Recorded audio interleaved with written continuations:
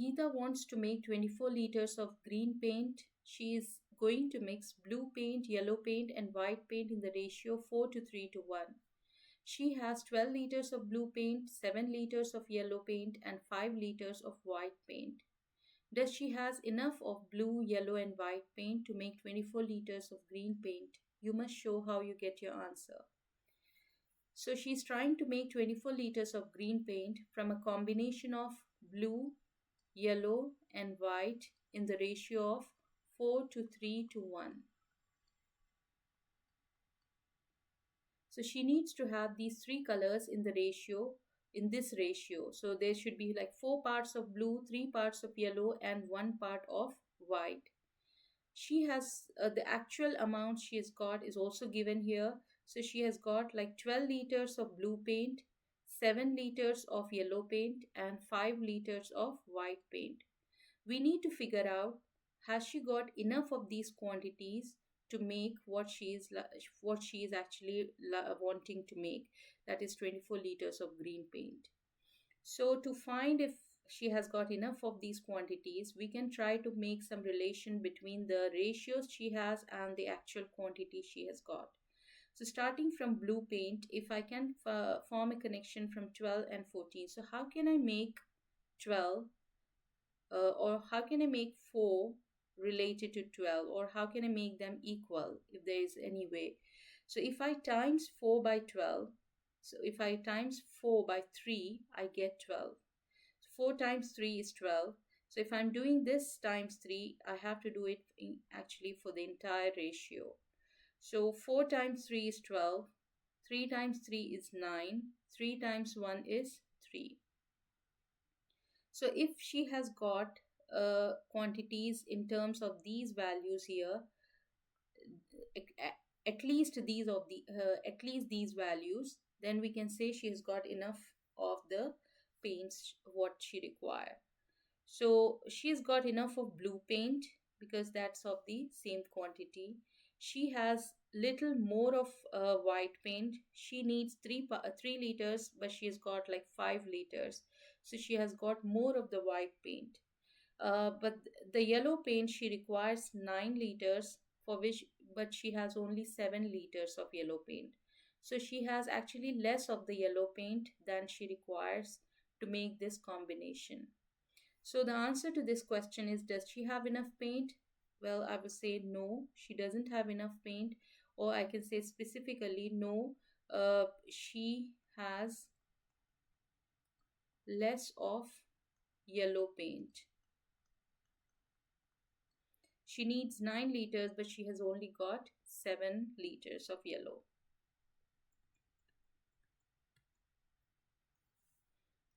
Work out 818.4 divided by 1.2.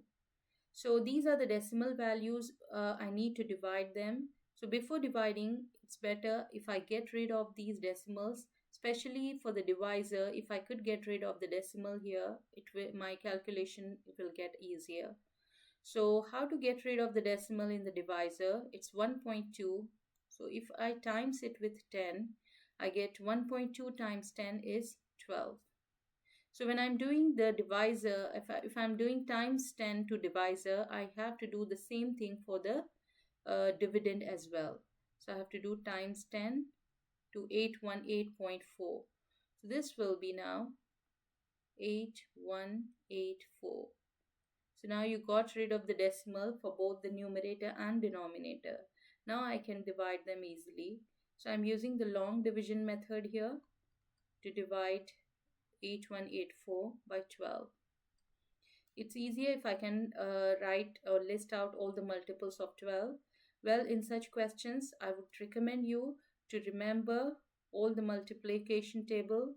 So remember multiplication tables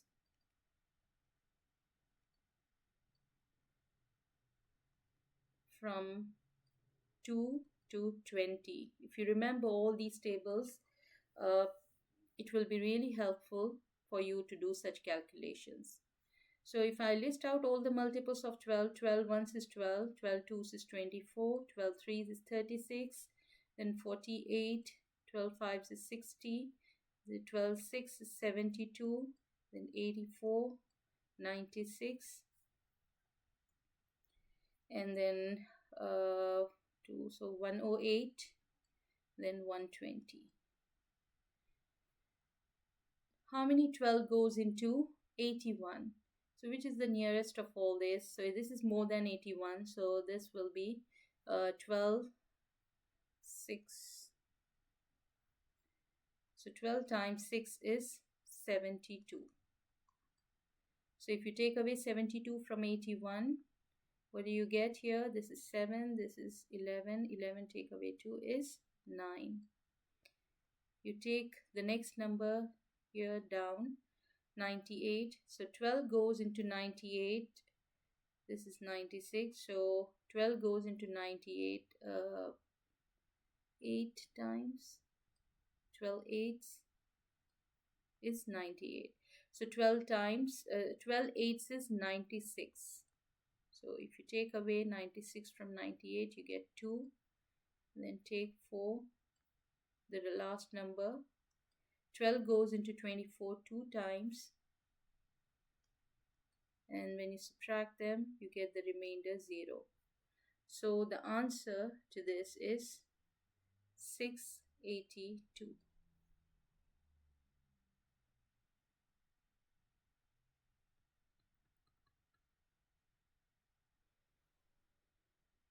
The table shows the probabilities that a biased dice will land on 3, 4, 5 and on 6. Kareem assumes that the probabilities that the dice will land on 1 and 2 are same. Kareem rolls the biased dice 500 times. Assuming he is right, work out an estimate for the number of times the dice will land on 2. So for this probability table, there is a table given here with the numbers on the dice and their respective probabilities given here. We have to figure out the missing probabilities first before answering this question. So what is the probability of landing on 1 and the probability of landing on 2? We have the remaining probabilities. So if I add all these remaining probabilities and take them away, if you subtract it from 1, because the total probability of all these events will be equal to 1. So if you add them, so I'm doing it here, 0.1, 0.3, 0.05, 0.25.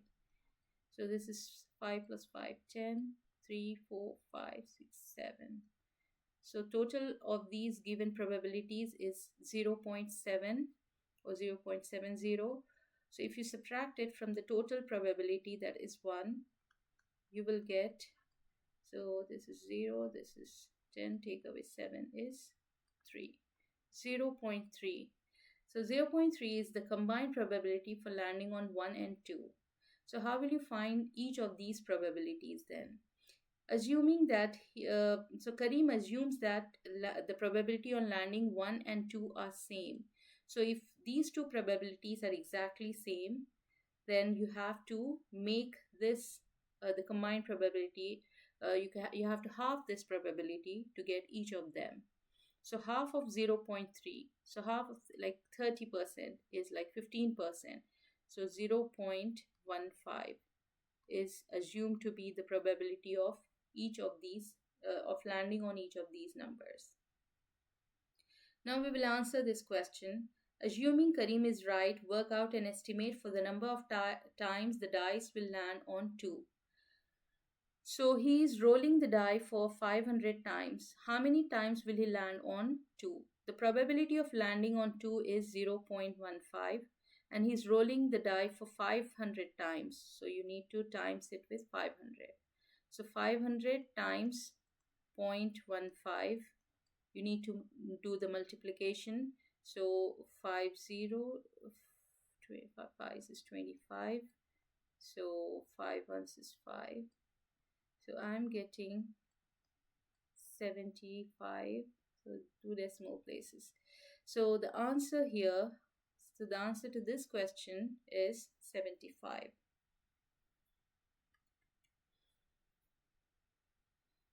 Kareem is wrong. The probability that the dice will land on 2 is greater than the probability that the dice will land on 1. How does this information affect your answer to part A? So we got to know that Kareem is wrong. So his initial assumption that the probability of landing on 1 and 2 are same is not correct. One of them is larger. In fact, landing on 2 is greater than landing on 1. So landing on 2 is null point 0.15. So now if this value is more than null point 0.15, so how will this information affect the answer to part A? We got the answer to part A as 75. So we were actually taking null point 0.15 and we are timesing it with 500 to get 75. So if we now have this value is more than null point 0.15, then the product of these two numbers will be even more larger than 75. We don't have to find the number, but we just have to tell how will this information affect your answer. So I will write uh, the answer to part A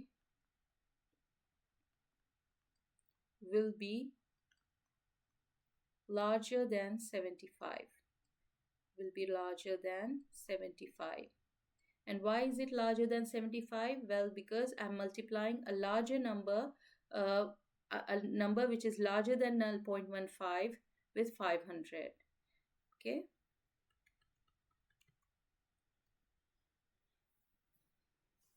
Work out 3.5 take away 1/16. Give your answer as a mixed number. So these are the mixed numbers. You need to take away, you need to subtract them. So before proceeding, we need to first convert these mixed numbers into improper fractions. I will be telling you two techniques to work on this question. So the first technique is I will convert them into an improper fraction and then I will subtract them. So how do you convert a mixed number to an improper fraction? You have a whole number part which is 3 and a fractional part of half for the first fraction, for the first mixed number. So you need to multiply the whole number part with the denominator. So you need to times them. So that is 3 times 2 is 6 and you need to add it to the numerator. So 3 2s is 6 plus 1 is 7. 7 over this denominator remains same. Similarly, we will convert the second mixed number into an improper fraction. 6 times 1 is 6. 6 plus 1 is 7. 7 over 6. So you need to now subtract them. To subtract these fractions, we will make sure the denominators are same. So we have a 2 in the denominator and a 6. So you can convert this 2 to 6. You can make the number 2 in the denominator as 6 by multiplying it with 3. You times the numerator also with 3. So now the new fraction, the equivalent fraction of this will be 21 over 6. Take away 7 over 6. So I've made the denominator same. I can write it as a common denominator, 21 minus 7. So 21 take away 7 is 14. 14 out of 6 is the fraction I am getting. So I can simplify this further. I can reduce this fraction by dividing the numerator and denominator by 2. So 2 goes into 14 7 times and 2 goes into 6 3 times. 7 over 3 is the fraction I'm getting, which is an improper fraction. It wants you to give the answer as a mixed number. So how will you convert an improper fraction into a mixed number? You have to divide the numerator by the denominator. So how many 3s? 3 goes into 7. 3 2s is 6. If you take away 6 from 7, you have the remainder 1. Well, you can stop here because we are not changing into decimal. We just have to write it as mixed number. So the equivalent form of 7 over 3 as a mixed number is you will write the quotient here as a whole number. The denominator goes in the numerator and the divisor stays in the denominator. So 2 1/3 is equal to 7/3. So the answer as a mixed number is 2 1/3. There is an alternate method also where I can separate out the whole numbers and the fractional parts, and then I can do the manipulation. So how can I do that? The first fraction here is 3/2. 3/2 is as good as saying 3 plus half. There is a whole number of 3. There is a 3 whole number, and the fraction or the fractional part is half. You take away from 1/16. So 1/16 can also be separated as 1 plus 1/6. So 1 is the whole number part and 1/6 is the fractional part. I'm putting it inside the parentheses because there is a minus sign here. So make sure that minus applies to both the numbers inside the parentheses. So now if I separate out, if I open up the brackets here, what do I get? 3 plus half minus 1 minus 1/6. So I can solve the whole numbers. I can take together the whole numbers here, which is 3 and -1. So 3 take away 1 is 2.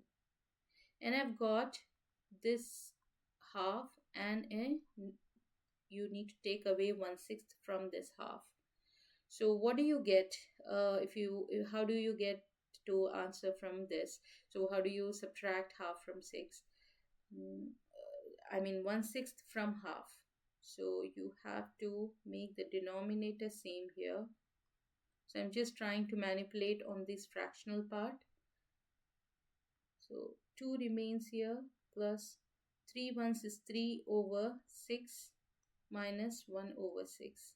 The denominators are same, so this can be written as a common denominator. 3 take away 1 is 2. So we have 2 plus 2/6. Well, 2/6 as a fraction can be reduced to 1/3 because 2 goes into 2 once, and 2 goes in 6 3 times. So this is equal to 1/3. So now the final answer is 2 plus 1/3. So this as a mixed number is equivalent to saying 2/1/3 or 2 1/3. So I got the same answer here. So whichever technique you find easier, you can go ahead with that. Show 5/1/4 divided by 2/1/3 is equal to 2/1/4. So we have these two fractions on the left side which needs to be divided. So I'm considering the left hand side, and first I will try to make them as improper fractions. I will convert these mixed numbers into improper using the same technique as I told above. 5 times 4 is 20. 20 plus 1 is 21/4. And the second fraction is 3 2s is 4. 4 plus 3 2s is 6. 6 plus 1 is 7/3. Now these two fractions needs to be divided. How do we divide fractions? I will show you with another example. So if I've got half and 3/4, they both have to be divided. The method we use here is we will convert this division sign to multiplication by changing the second fraction or the divisor with which I'm dividing the first fraction. So I'm changing this fraction to its reciprocal. So let me write it here. So I will make the second fraction as its reciprocal. So reciprocal means I have to change the numerator to denominator, and denominator will go back to numerator. So this fraction now will be 4/3. The reciprocal of 3/4 is 4/3. And the first fraction remains same. So half divided by 3/4 is as good as saying half times 4/3. So this is easier for me to manipulate. So I'll be using this technique now to solve my answer. So 21/4 divided by 7/3. So I can convert it into, so division sign goes to multiplication by changing the second fraction as its reciprocal. So reciprocal of 7 over 3 is 3 over 7. So I'm just focused on the left hand side now. And I will solve this, and finally I need to get that equal to the right hand side. So that will actually show that this equation is correct. So what is the next step I will go with? So 21 over 4 times 3 over 7. Well, I can multiply the numerators together and denominators together, or I can simplify this fraction here itself before proceeding. So I can write here 7 ones, 7 threes is 21. 7 goes in 21 3 times. So if I simplify it here, my multiplication will become much easier. So now I have to multiply 3 times 3 to give me 9. 4 times 1 is just 4. So I got this as my final answer. So, but then this is an improper fraction which needs to be converted into mixed number. So how would you convert an improper fraction to mixed? You will simply divide the numerator by denominator. So 4 goes into 9 2 times. 4 twos is 8. Take away take away 8 from 9, you get 1 as the remainder. We will stop here and we will write this equal to the mixed number as the quotient goes as the whole number part, the denominator goes in the numerator, the divisor goes in the denominator.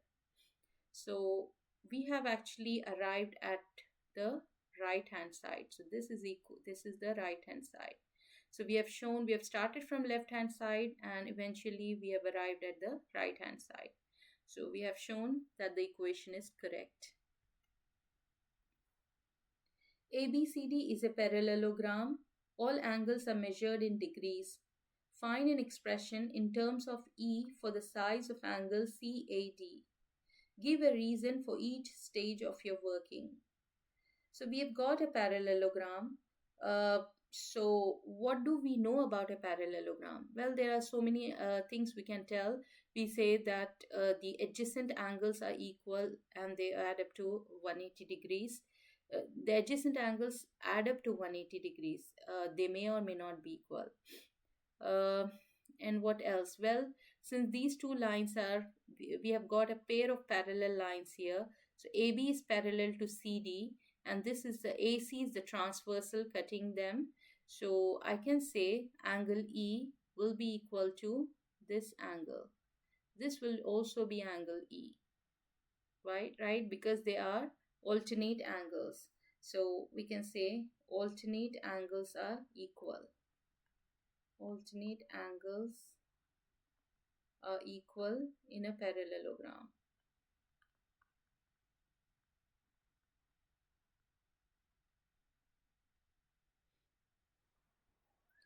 So we have got these two angles. We have to find the value of angle CAD. CAD. This is the angle we need to find. You have to find the value of this angle. So let it be X. So what will be the value of X? We don't know, but we have this information that for this triangle ADC, all the angles in a triangle will add up to 180 degrees. So for triangle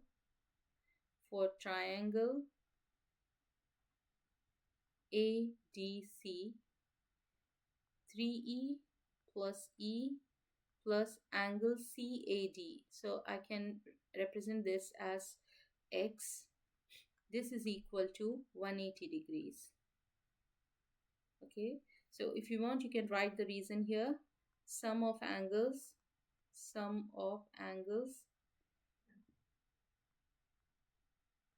in a triangle.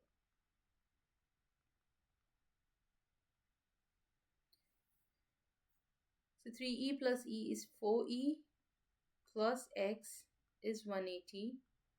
So what is X? You need to subtract 4E from both sides. So if you subtract 4E from both sides, you get rid of 4E here and you have 180 minus 4E. So the missing angle or the value of angle CAD is 180 minus 4e. You don't know the value of e, and it wants you to find an expression in terms of e. So this is your answer.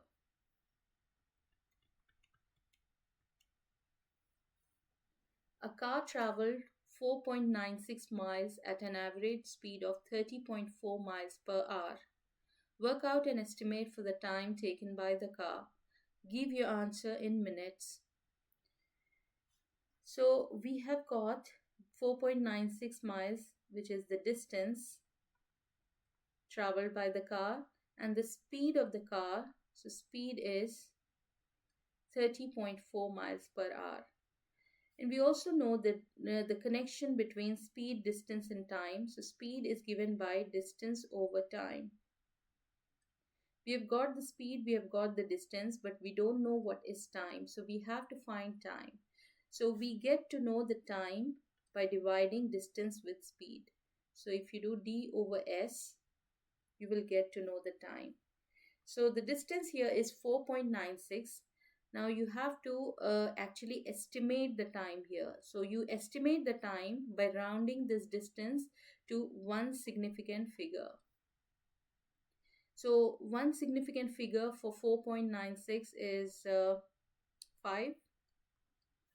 And one significant figure, if you round 30.4 to one significant figure, I get it as 30. So 5 over 30 can be reduced to 5 ones is 5 6, so 1/6. So the time I'm getting is 1/6 hours. But it wants you to give your answer in minutes, so I need to convert this 1/6 of an hour into minutes. So 1/6 of an hour is 1 over 6 times 60, because 1 hour has got 60 minutes. So 1 hour is 60 minutes. So what is 1/6 of an hour? What is 1/6 part of 60 minutes? It is 10 minutes. The answer here is 10 minutes.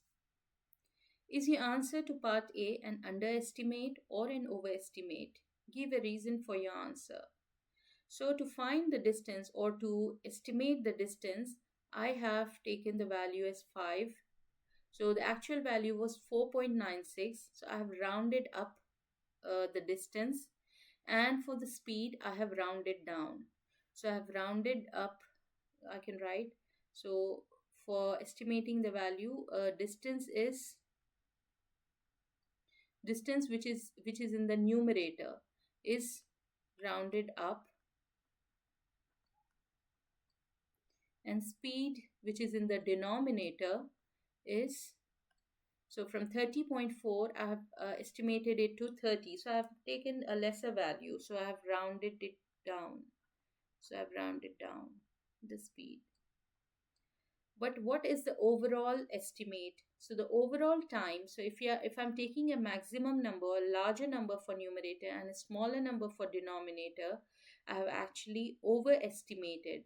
So I have found the maximum value for time. So the time here is overestimated.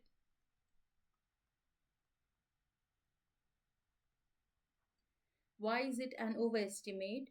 Well, because the numerator was rounded up and the denominator was rounded down. So that makes the numerator to have like the maximum of that value and denominator to have the minimum of value. So when you're dividing a maximum number from by a minimum value, you are actually getting the highest possible answer. So that's an overestimate.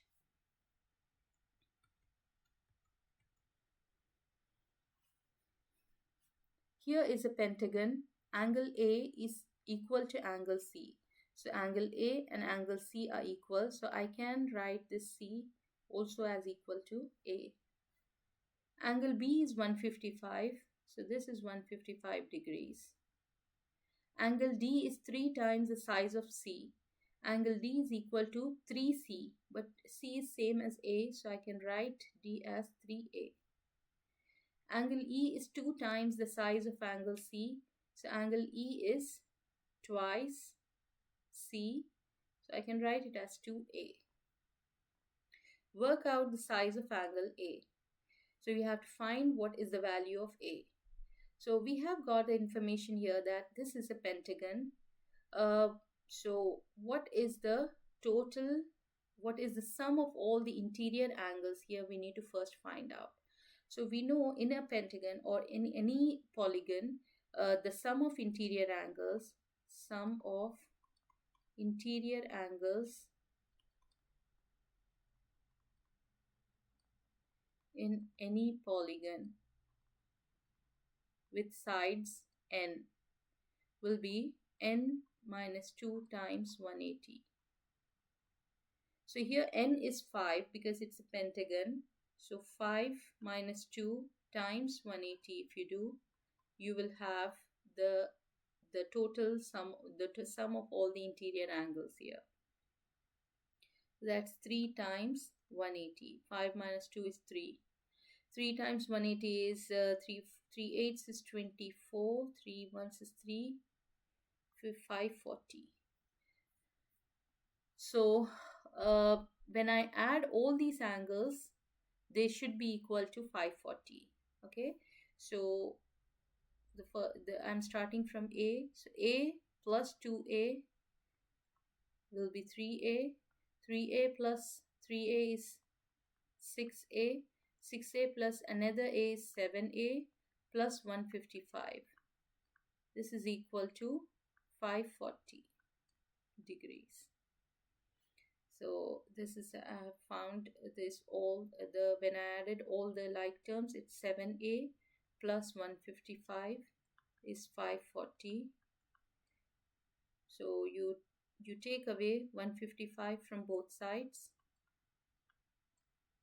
to get 7A on the left side is equal to 540. Take away 155. So you have this is 3, this is 10, take away 5 is another 5. So we have 3 here, we borrow 1 from here again, that's 13, take away 5 is 8, 3, 4, take away 1 is 3. We have got 385. So divide with 7 on both sides, you get A equals 385 over 7. So you need to divide 385 by 7 to find the value of A. So how many 7? So I can do it here. 385 by 7. The 7 goes into 38 5 times. 7 fives is 35. So subtract 35 from 38, you get 3. Take this number down. So we have another 35. 7 goes into 35 5 times. With the remainder now 0. So the answer here is 55. A is equal to 55.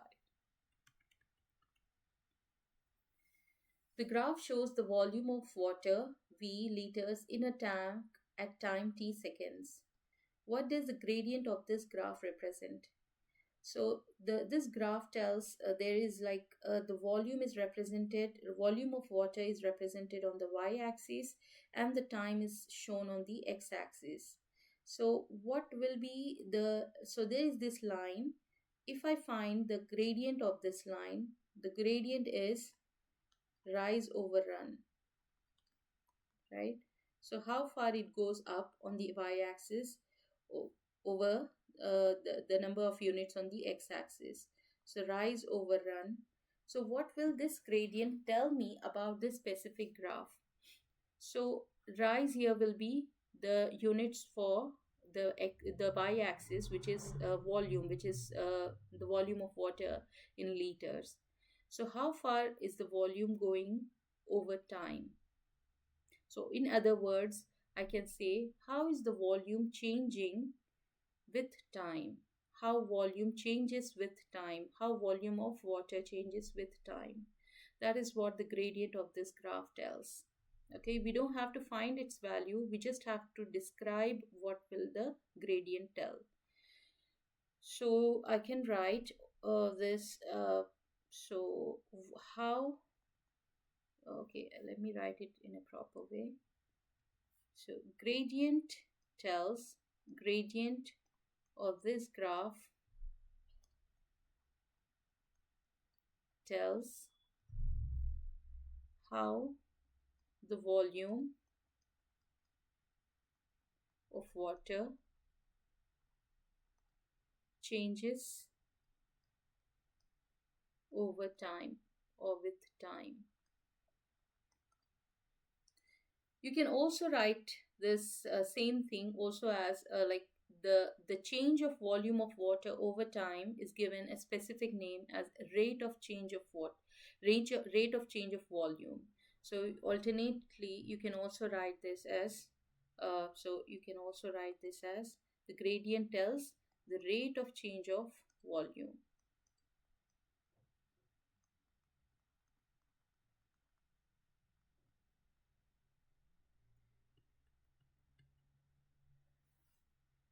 Make W the subject of the formula y equals 3W minus 10. So in this equation, the subject of the formula is y. So subject means a number, a letter, or any specific value which is all by itself. So which is isolated already. So the isolated value here is y. The variable which is isolated is y. We have to make W as a subject now. So that means you have to isolate W here. So we can get rid of all the values which are attached to it, like 10 and 3. So how do you go ahead with that? First, we add 10 on both sides to get rid of this 10. So 10 take away 10 is 0. So this on the left side, I will have y plus 10 is 3W. Now I can get rid of 3 by dividing by 3 on both sides. So this will be y plus 10 whole expression is divided by 3. That is equal to W. So now I made W all by itself. So that is the subject. So I can write W equals y plus 10 whole divided by 3. Solve x square minus 2x minus 15 equals 0. This is a quadratic equation. You have to solve this to find the value of x. You will have two different values. You will have two values for x. We will find out what are they. So I'm going to approach using by putting them into parentheses, by factorizing this quadratic expression on the left side and finding out the value of x. So how would I factorize it? I can take the constant number, or the number the number which is by itself is 15. It is minus 15 actually. So if I can figure out the factors of 15 and check or choose those factors which will add up or subtract. In this case, they have to subtract to get the coefficient of the middle term, which is -2 here. So if I could figure out those factors, then I can easily factorize this expression. So what are the factors of 15? Well, I have 1 times 15 is 15. 3 times 5 is 15. If I subtract 3 from 5 or 5 from 3, I can get 2. But to get a -2, I have to specifically subtract 3 from -5. So I have to subtract -3 minus 5. Okay. So I've got these two factors now. I simply have to put the parenthesis x and write the factors +3 and -5. You can write them in any order. So this is equal to 0. Now this is an equation. This is a quadratic equation, the factored form of a quadratic equation. You have to find what is the value of x. So this means x plus 3 times x minus 5 is 0. That means either this term is 0 or this term is 0. So if I assume the first term, that is x plus 3 is 0, then what is the value of x? Then x will be equal to -3. If x plus x minus 5 is 0, then x is equal to 5. So I have arrived at the answer. I've figured out the values of x, which are -3 and a +5.